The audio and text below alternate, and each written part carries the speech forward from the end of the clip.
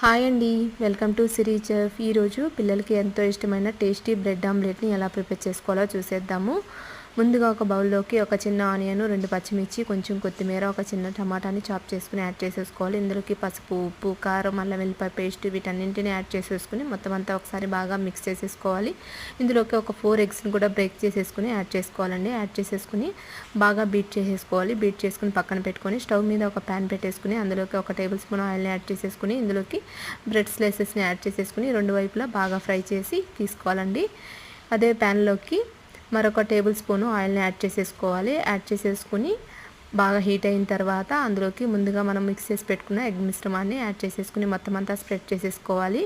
ఒక bread స్లైస్ని add చేసేసుకుని ఇలా రెండు వైపులా తిప్పిన తర్వాత లైట్గా ఆయిల్ని అప్లై చేసేసుకుని ఇలా రెండు వైపులా ఫోల్డ్ చేసేసుకుంటే ఎంతో టేస్టీగా మనకి బ్రెడ్ ఆమ్లెట్ అనేది రెడీ అయిపోయిందండి. వీడియో నచ్చితే లైక్ చేయండి, అలాగే సబ్స్క్రైబ్ చేసుకోండి.